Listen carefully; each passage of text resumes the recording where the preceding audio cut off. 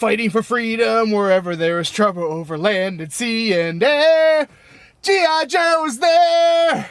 Hello and welcome to the next episode of Matt and Todd Go to the Movies, the podcast where Matt and Todd go see a movie at our local Regal cinema, and then we talk about it in the parking lot in Matt's Honda Pilot, and then we give it to you, the listener, and hopefully that helps you decide, hey, should I see this movie in theaters? I am Todd Domer. And I'm Matt Malloy, and yes, welcome to the podcast where we are fighting for American freedom in every way possible over land and sea. And air. And air. There you go. Yeah, well, in air, not Yes. over air. But I guess if we went to space. So yes, we saw a G.I. Joe style film tonight called Snake Eyes. It's the origin story of the G.I. Joe character, Snake Eyes. It is called Snake Eyes, G.I. Joe Origins. There you go. So, yeah, we watched this film. We did it in the theater. And as far as famous people in this movie, I think Henry Golding is the only marginally famous person in it. Yes, but so the woman who plays Scarlett O'Hara. O'Hara. Why does that sound like the woman from Gone with the Wind? What's her name? Her name is Scarlett O'Hara. Okay, so is her Scarlett O'Hare? Maybe. I don't know. Anyway, she was in that movie Ready or Not, which we've seen. Okay. She was also in Bill and Ted Face the Music. She was Thea, which was Bill's kid. Gotcha. And just a couple other small things here and there. But I wouldn't say she's like famous, but I don't know. Maybe she's on her way. Maybe this will launch her.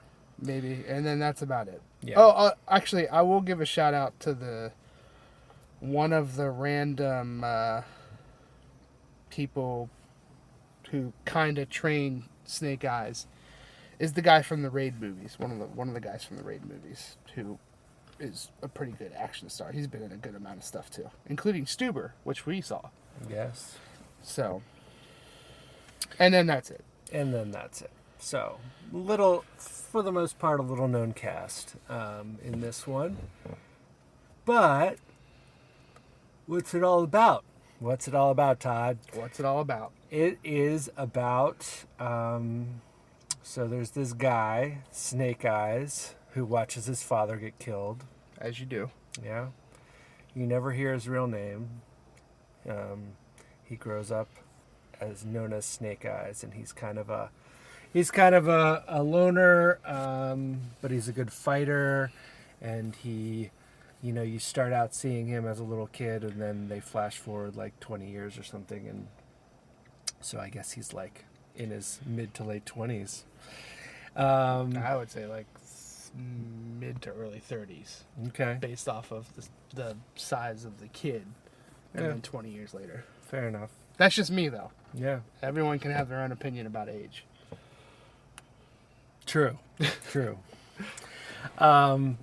So we follow this guy throughout the movie, Snake Eyes, and he kind of gets recruited by the Japanese Yakuza, and they promise to find for him the man who killed his father, which he's devoted his life to finding this guy. So he joins up with the Yakuza, and then it ends up that they ask him to murder someone, and he's not really down with that. And the guy that they ask him to murder is this member of a ninja clan in Japan. And so after a lot of fighting and battling and whatever, they escape and they go to Japan. Snake Eyes is from America, or he grew up there, I guess. Kind of hard to tell. Hard to tell where he's really from, but So then in Japan, he's kind of in this ninja guild place and getting some training and like taking some trials to see if he can become a member of that. And then there's also this still this Yakuza presence, and they're interested in one guy in particular who was thrown out of the ninja guild where Snake Eyes is interested in destroying it, and he wants a certain artifact. He wants Snake Eyes to get it, and Snake Eyes is kind of playing both sides of it. So eventually, I think I'll reveal that Snake Eyes does steal the gem, that this artifact that the guy's looking for, which is like a powerful magical item, and gives it to the Yakuza, and then he they give him the guy who killed his father, and he comes to try and figure out his feelings on all that, and then there's more battling, and it all ends up with a battle for the gem at the end of the movie. A big battle. A big battle. As one would say. Yes. There are many battles in this movie. Yes. So, without spoiling things, I think that's as much of the plot as I will reveal. Yeah. So it's definitely, and we haven't really been able to say this, I think, for the last couple of movies. It's twisty-turny. There are a few twisty turns. A few. Yeah. So, what did you think of this, Todd? Well, I'm going to have to say that if they were banking on this movie to start a whole new G.I. Joe kind of G.I. Joe verse or plethora of movies, this one, it didn't start with a bang. I'll say that, in my opinion. I think Henry Golding does an okay job, besides his British accent coming out at times while he's trying to do an American accent. It was pretty prevalent at times.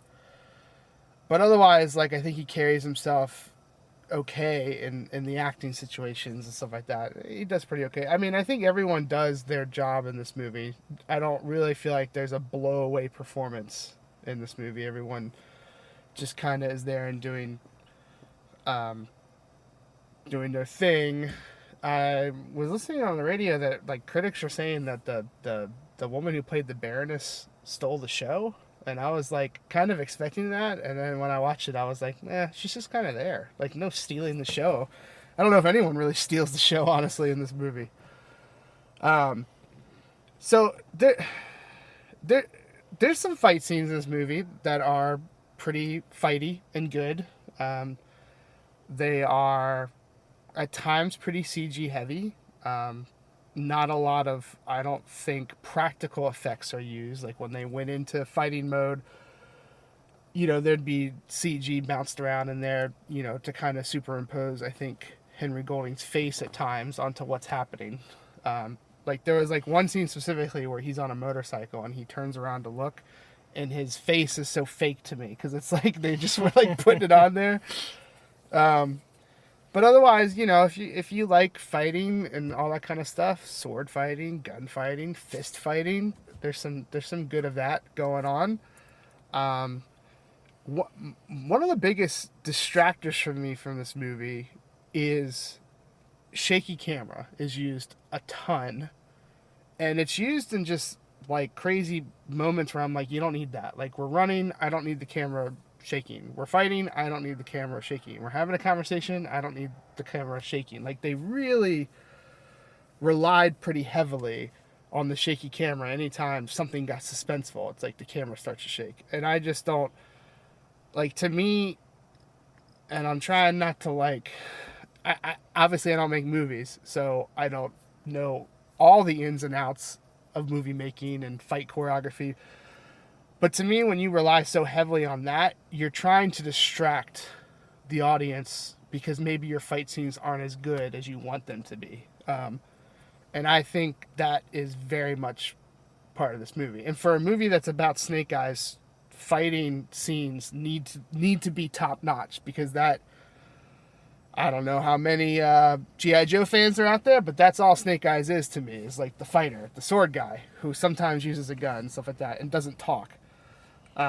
So, obviously he's got an origin that, kind of started loosely with the show and then comics and stuff like that. They kind of attempt to do a whole new thing here. So if you're expecting like a very traditional Snake Eyes origin story, it's really not. So I don't know how many people still care about that kind of stuff in this day and age of G.I. Joe, but it seems like anytime someone plays with origins for beloved 80s cartoons, people can kind of be upset about it. So I'm just putting that out there, that if you're a big G.I. Joe fan and you go see this movie, it's not what you're expecting, I don't think. Like, it's kind of, they tweak it and mess with it, I think, from what I remember. So, but, going back to the shaky camera, it's just not, it's like, it was so distracting to me at times. It was like, just stop it, I'm going to throw up, just stop doing it. So, I'll say this, a big plus to this movie is the plot. Like, I was really expecting,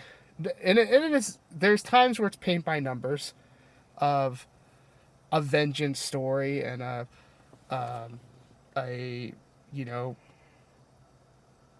finding the goodness in someone's story. Like, I mean, there's paint by numbers parts to it for sure, but the twisty turns I was not expecting. I was expecting this to be very straightforward.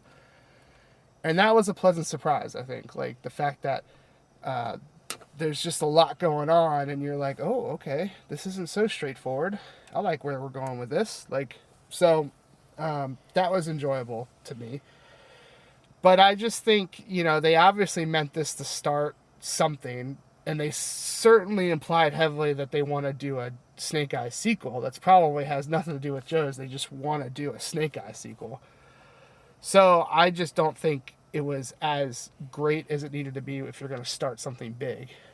Thinking about like Iron Man 1 or something that kicked off the Marvel Universe, it's like, that was a like great movie that started everything off on a high tempo, and this movie is just kind of like, it's there and it's a movie and it has Snake Eyes in it, so let's call it Snake Eyes. But it's also like, I don't know if this gets me super excited about the next movie or what's coming next. I mean, I am a fan of G.I. Joe, and I didn't absolutely hate the G.I. Joe movies that they've already done, so I was like, kind of looking forward to getting back into this. I think there's a place for it in today's society, but it just didn't start with a bang.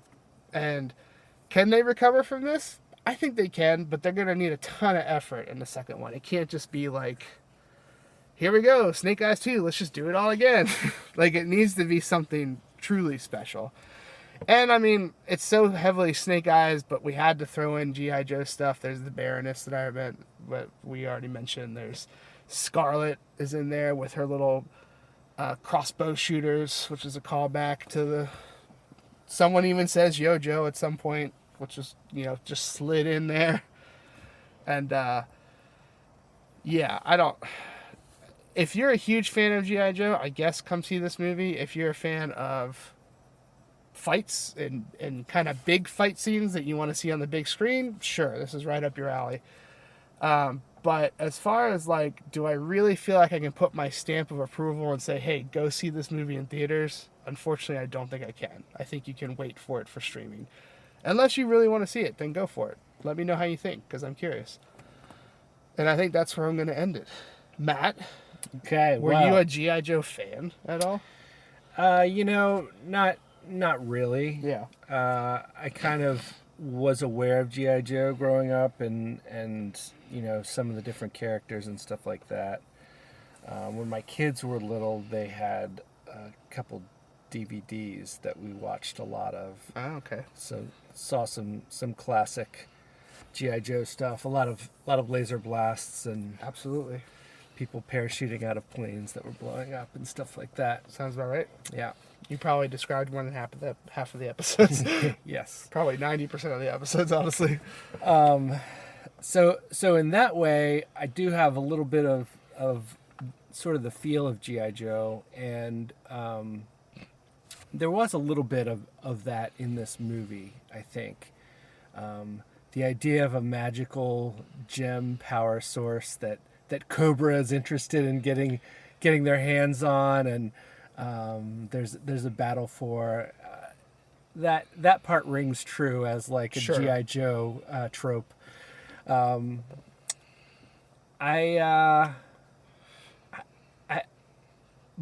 aside from that, it felt more to me like kind of an action movie, kind of a action martial arts Yeah. type movie.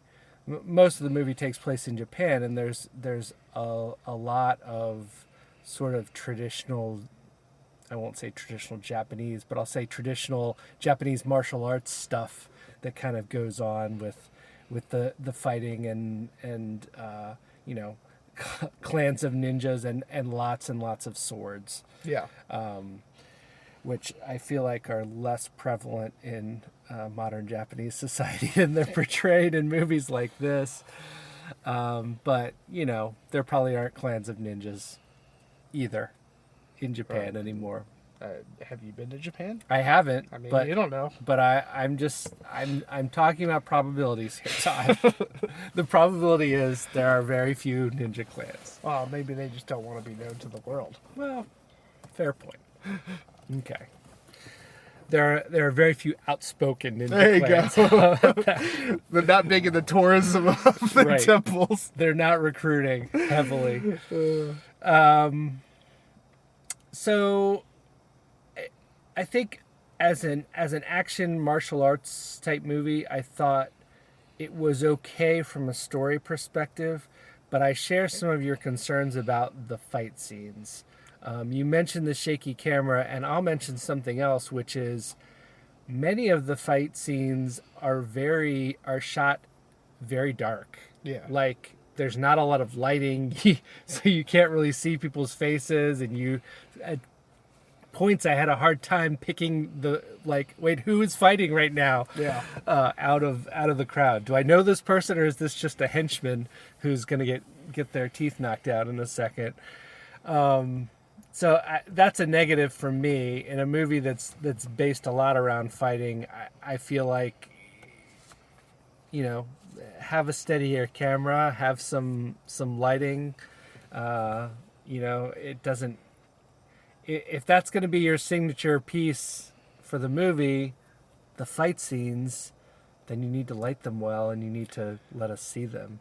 Yeah. I mean, I think that falls into like that they were not confident in what they were doing. So it's like shaky cam, low lights, like all the stuff Yeah. to basically hide the fact that, you know, Henry Golding or, you know, the other people aren't really doing these scenes all the time. Like, Right. which is, I mean, honestly, in this day and age with your John Wicks and action movies coming so far in that aspect, it's a step back. Like, Yeah. you know, the bar has been risen, and it's not just John Wick. There's plenty of other movies that have had stellar action scenes like that, but the bar is so high now because you see what, you know, if they really put the money into that kind of stuff instead of CGI and stuff like that, what great action scenes you can see. And, you know, this is more, you know, it's PG-13. They didn't want to go like super dark because they want kids to get into it. But honestly, like at this point, the only people who know G.I. Joe really, I think, are the older people. I mean, I'm sure kids still know them or they have heard them, but they didn't grow up with it or whatever. So Right. it's why I think like the problem with these 80s cartoons remakes is that, you know, at this point, the people who truly love them are so grown up that you got to cater that towards them, Right. not the kids. Like, because they're into their own stuff. They want their SpongeBob's and they want their other stuff, and there's no room for GI Joe for them. Yeah. There's room for GI Joe in my heart, though. Well, that's good. So, yeah, I think it is a fine action movie. I did like the twisty turns in the plot, but the fight scenes left a little bit to be desired.